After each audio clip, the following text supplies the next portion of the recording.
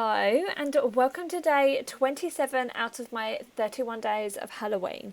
So I've started this look off by already glue sticking down my brows, so I just cover them with the Colourpop No Filter concealer and then I go straight in to sketching out the design. I'm using a Colourpop eyebrow pencil for this. This look is actually inspired by something I saw at Halloween Horror Nights back in 2016. I have been again since then, but this has kind of stuck in my brain and I really wanted to create it, so what better time than Halloween. Once I finished sketching out the design of my face, I then went to my neck and chest and started to sketch out a design on there as well. I go back and forth with a lot of face paints in this look, so please bear with me. So the first one I use is by Mayron and it's actually in their Paradise Makeup AQ 8 colour palette in Nuance. I hope I'm pronouncing that right. I always second guess myself. But I use the paint called Olive that is in that palette and I start to paint my face, leaving my eyes, nose and mouth area clear. I then go into the shade Dijon, which again I'm probably not pronouncing right,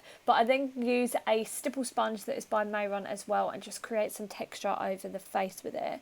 I then get a brown eyeshadow and start to create some shadowing and detail work around the mouth especially, and also a bit along the frown line. I then use a white face paint and start to create some highlights in these areas, especially around the mouth area where there's lots of kind of wrinkles from where the smile is.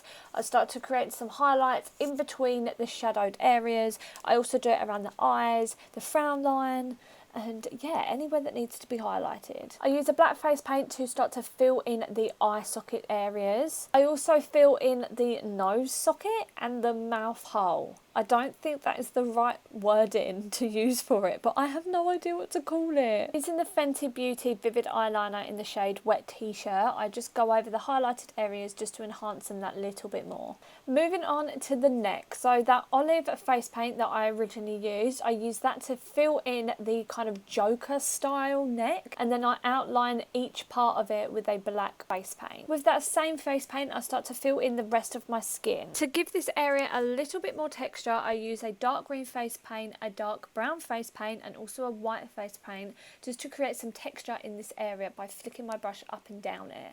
Also the balls at the end of the jester collar I paint white as well. Using some special effects blood and that stipple sponge that we used earlier, I start to tap some blood all over the face so it looks like it's been sprayed on there. Lastly, I put on this wig that I actually got from Claire's last year and also added these two bows to the bunches and we are done.